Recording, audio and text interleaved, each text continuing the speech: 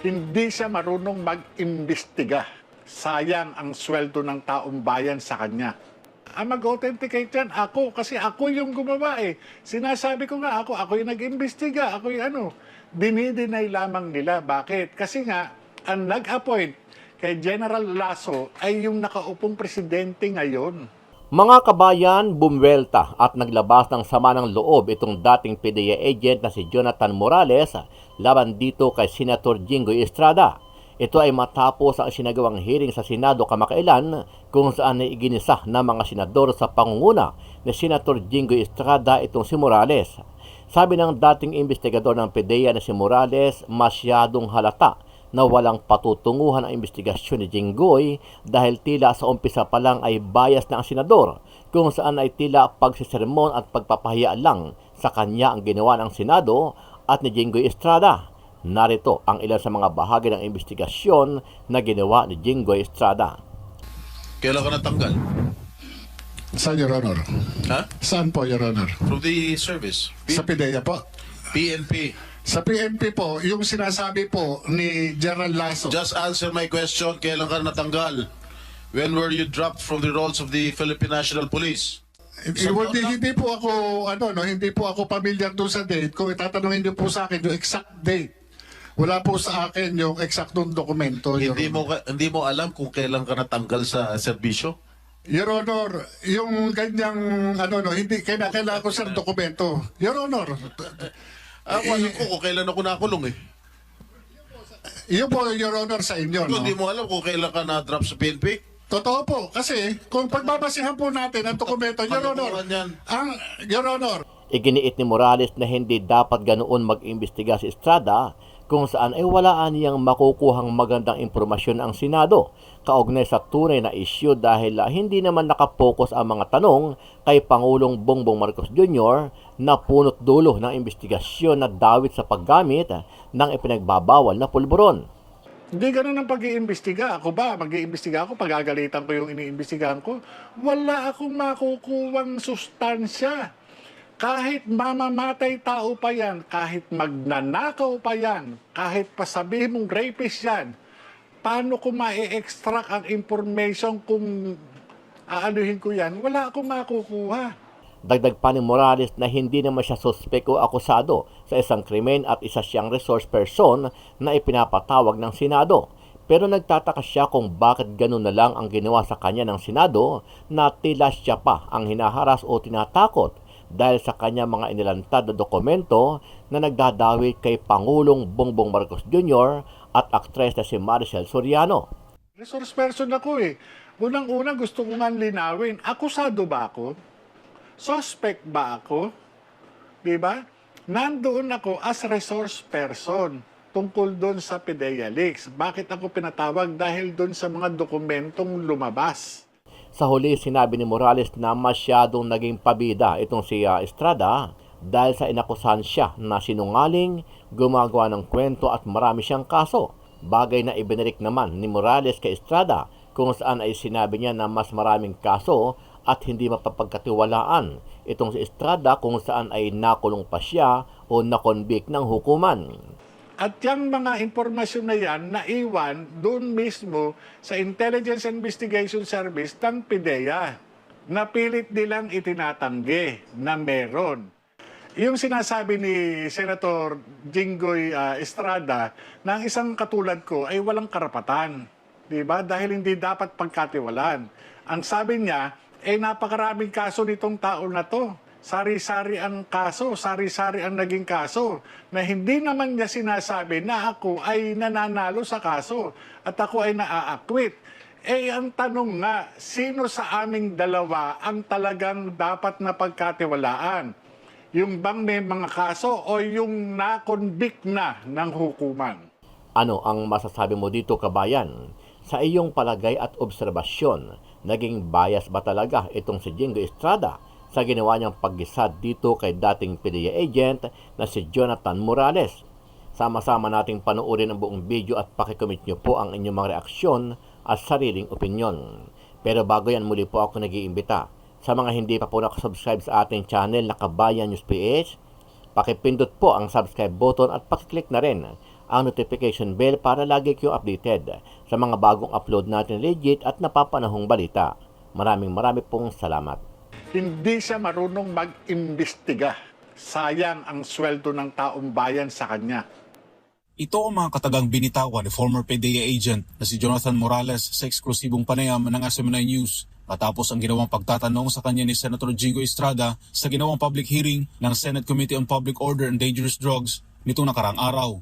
Sa nasabing hearing kasi, paulit-ulit na binabanggit ni Senator Estrada ang background ni Morales kaugnay sa serbisyo nito sa pambansang pulisya at sa kung papaano ito nakapasok sa Philippine Drug Enforcement Agency o PDEA. Let me invite you to who you are. Yes, Your Honor. You were admitted in the PNP when? 1993, Your Honor. Exact date. Hindi ko na... Di mo alam. 1993, Kailan ka natanggal? saan, Your Honor? Ha? Saan po, Your Honor? From the service. Sa PDEA po. PNP. Sa PNP po, yung sinasabi po ni Gerald Lasso. Just answer my question. Kailan ka natanggal? When were you dropped from the rolls of the Philippine National Police? According to the information that I have received, you were dropped from the PNP on April 25, 1994. Meron pang ano yan, Your Honor, na restored yan, wait, Your wait, Honor. wait. You were admitted, you said you told us 1993. Correct? Admitted in the PNP. Yes, Your Honor. Yes, Your Honor. You were dropped from the PNP roll on 1994, the same month. Na-restore. Isang taon lang? Hindi po ako, hindi po ako pamilyar doon sa date. Kung itatanungin niyo po sa akin yung exact date, wala po sa akin yung eksaktong dokumento, Your Honor. Hindi mo alam kung kailan ka natanggal sa serbisyo? Your Honor, yung ganyang, hindi kailangan ko sa dokumento. Your Honor, Ako alam ko kung kailan ako nakulong eh. yun po, Your Honor, sa inyo, no? Hindi mo alam kung kailan ka na-drop sa PNP? Totoo po, kasi kung pagbabasihan po natin ang dokumento, Your Honor, Kalokohan yan. Your Honor, Ayon kay Morales, wala anyang nakuhang magandang impormasyon ang senador kaugnay sa tunay na issue kung bakit lumabas sa publiko ang mga dokumento ng PIDEA na kung saan nakasulat sa report ang pangalan ni Pangulong Bongbong Marcos na sumisinghot ng white powdery substance. Hindi ganun ang pag-iimbestiga. Ako ba, mag-iimbestiga ako, pagagalitan ko yung iniimbestigahan ko, wala akong makukuwang sustansya. No, Your Honor. Bali, nalaman ko lang yun. Bali, nung May, bago po ako, bago ako umalis sa papuntang Ilaya, Thailand, nung magkausap kami, allegedly, ang sabi niya, si ES daw po yung nagpa-hold, nung operation na yun. Yun po yung sabi lang niya sa akin. Sinong ES? Si Executive Secretary Ochoa po. Yun po yung Naniwala ka? DDGO po namin siya. That's pure hearsay. Yun po yung Naniwala sabi ka? niya. Naniwala ka ba? Yun po yung sabi niya sa akin, Your Honor. That's right. That will not stand in court. That's pure hearsay. Your Honor, yun po yung sabi nung aking... Kaya nga, sabi nga, that is pure hearsay. That will not stand in court. Wala naman po ako magagawa kung ano po yung sinabi niya. Basta ang sinabi niya, tigilan niyo yan. Sabi niya ganun, mapapahamak tayo dyan. Hindi, Sino yan. nagsabi? Si Asik Gadapan po. Namatay na. Hindi ko po alam. Dito ko lang po kay Senator Bato nalaman po. Yung ginagamit mo pa yata yung patay eh. No, Your Honor. Hmm? No, Your Honor. Yun po yung nangyari po nun. Saan niya nakuha yung impormasyon na yun? I'm sorry, Mr. Chair, for interrupting you. Yes, go ahead. No problem. Saan mo nakuha yung impormasyon? Na, Where ano po? did your Kay- superior get the information? Na namatay po? Involved na sinasabi ni ES na tigilan na yan. Kay Asik Gadapan nga po. At hindi lang po yun. Ako po ay naimbitahan sa Malacanang Nino? ng ng Law Enforcement Security Integration Office. Ito po When was this? after 1 year o matapos yung humigit kumulang 1 taon. Ito po ay kung di ako nagkakamali, July 2013. Ako po ay pinatawag sa Malacanang. Nagtataka po ako, nagpatawag sa'yo? si Attorney Serapio, Police Director Pelizardo Serapio Jr. ng Law Enforcement Security Integration Office ng Malacanang sa Mabini Hall po. Ngayon po, pinatawag po ako doon ni Atty. Serapio sa Malacanang. Pinadala sa akin yung mga dokumento at iba pang holdings. Correction. Your Honor. General Serapio, hindi siya attorney.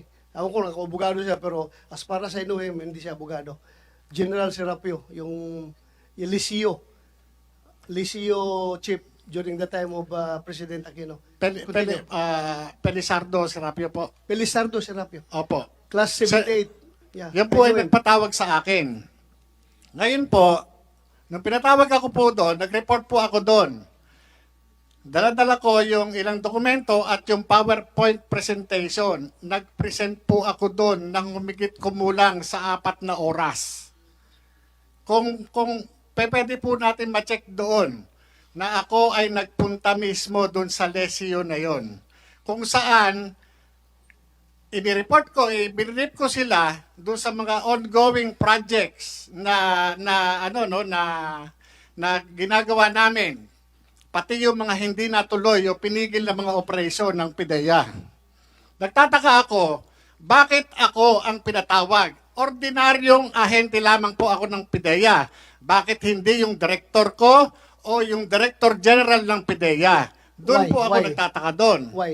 Dahil po, noong panahon na yon, nung nagkaroon po ng, yung sobra na yung ginagawa ng PIDEA, pagpipigil sa amin na hindi pagtatrabaho. Inilabas ko po ito sa public. Nilabas ko po sa media yan. Kung di ako nagkakamali, 2013 po yan. Nandyan naman po sa YouTube yan. Ano yung nilabas mo? Yung pong incompetence ng PIDEA, bakit ito wala nang nauhuling malalaki? Samantala, yung mga hinuhuli namin, ito po yung mga based doon sa mga case operational plan na talagang ginastusan ng gobyerno. Bakit parang namimili noon sa mga trabaho? Bakit sinusuppress yung aming mga yung mga tungkulin namin? Biruin nyo, nilagay kami ro sa likod ng PIDEA doon sa squatters area na ang hinuhuli namin malalaking drug trafficker. Ang pinahuhuli na lamang sa amin piso-piso. Ano ang sabi sa akin sa Malacanang? Wala naman yung mga hinuli nyo eh. Puro mga gawa-gawa nyo lang yan eh. Matitinong mga inchik yung mga hinuli nyo eh.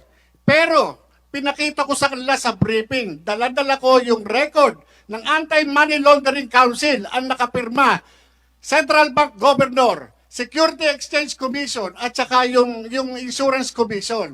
Tatlo yan. Tatlo yung nakapirma na yan na doon sa AMLAC document.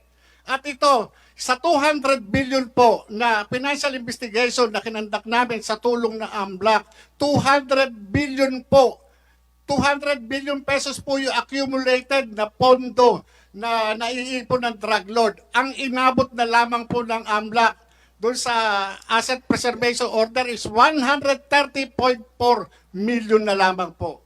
Okay, Pero so pinaliwala ho nila yung mga sinasabi ko. sandali. Yung pinatawag ka, that was not related to this particular halted operations. Ibang operations yon.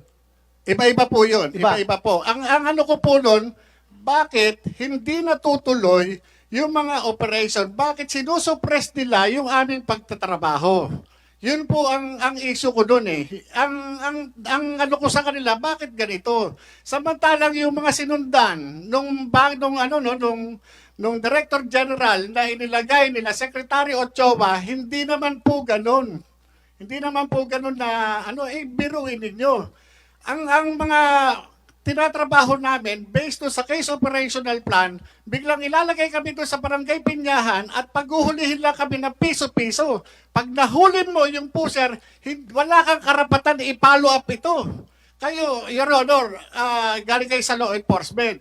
Pag nakahuli ka, pataas ho ba? Di ba? Pataas ho ba? Di ba yung trabaho natin? Eto, pag nahuli mo, tuldo ka na dyan.